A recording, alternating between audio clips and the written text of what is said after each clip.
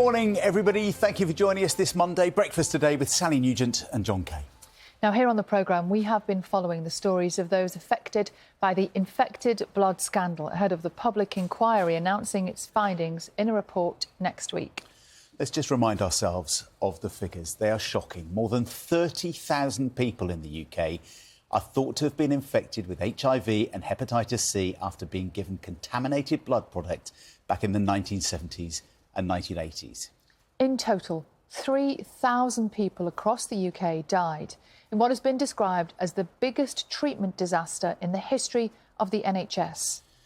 Well, today, the BBC's Panorama programme has seen evidence that the British Embassy in Washington warned the government here about the risk of HIV from contaminated blood products as long ago as the early 1980s.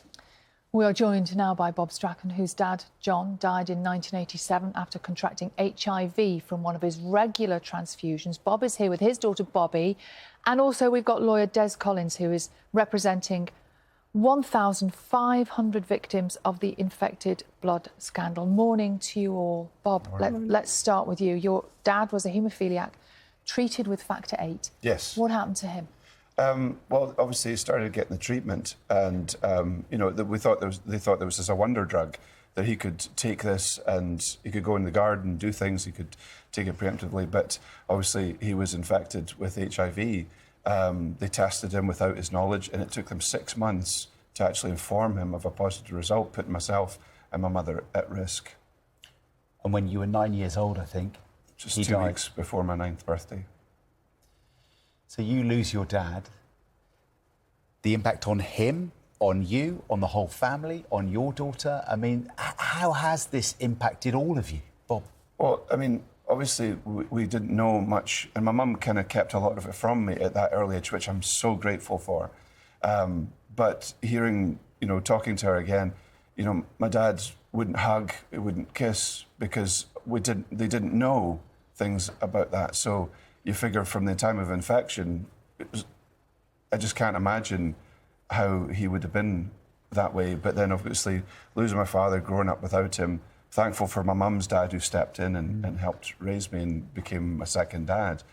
But then, I was dealing with childhood trauma into adulthood and things like that, and then finding more and more about it as it kept going on with one inquiry, then this inquiry and things. It's just a continuing knock-on effect, and it obviously has an effect on the next generation too.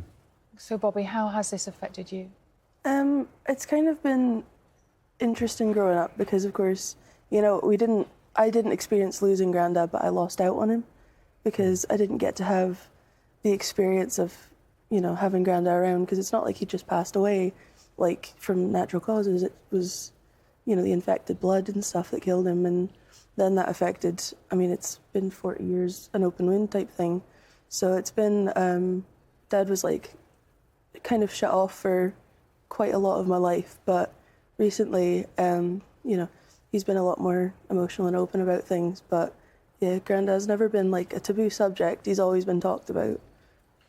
When you see pictures like this of the Grandad you never got to know, and the fact that he died because he was given a product that was supposed to help him, but ended up killing him, and with the details of this scandal, when you hear them now, what do you think? It's almost enraging, because it's like it should have never happened at all. Because it's not just one case; it's the thousands of cases with everybody, and it's just upsetting and angering. Yeah. And Des, I know you are very aware of many, many, many of these cases.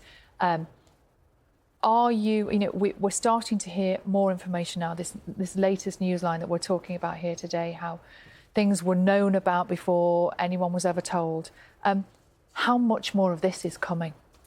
A lot more of this is coming, and it's inevitable that it will come out bit by bit, particularly as the inquiry reports next week.